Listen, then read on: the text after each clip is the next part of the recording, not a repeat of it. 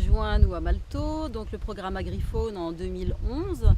L'idée c'était donc de sensibiliser les jeunes à la faune sauvage et aux pratiques agricoles adaptées à la faune sauvage surtout. L'établissement de Malto fonctionne sur le principe de l'alternance, nous n'avons pas d'exploitation agricole. Donc sur 3 années de formation des bacs pro CGEA, donc il y a environ 5 à 6 maîtres de stage différents. L'objectif final est que chaque agriculteur puisse être sensible donc à cette biodiversité et laisser un certain nombre de zones sauvages sur son exploitation agricole de manière à donc maintenir des zones de naissance et des zones adaptées à la protection du gibier. On est dans un couvert multi-espèces.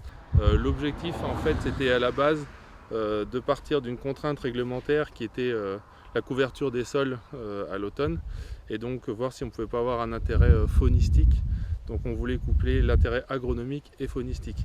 Donc par exemple ici on a un couvert avec à l'intérieur donc de la facélie. Donc ça c'est une espèce qui va être très intéressante en mélange, aussi bien agronomiquement puisqu'on va avoir un pivot qui va venir structurer le sol et aussi capter l'azote d'automne pour le restituer au printemps.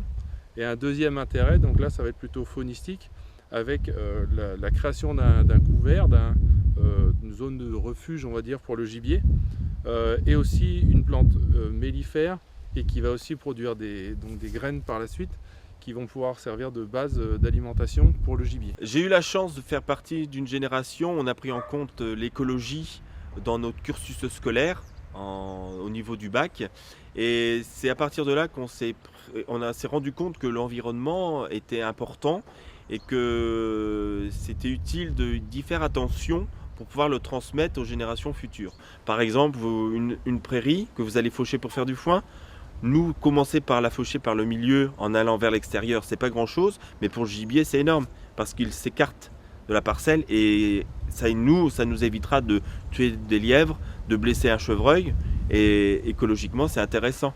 On voit une population de gibier qui se redéveloppe et donc ça prouve que on travaille bien. C'est vrai qu'on prend toujours ça un petit peu pour des contraintes, mais ça a certainement des avantages parce que nos grands-parents, eux, n'avaient pas toutes les technologies qu'on a actuellement et arrivaient à bien gérer leur structure, leur exploitation et qu'ils nous ont laissé un patrimoine qu'on fait évoluer mais qu'on doit maintenir pour les générations futures.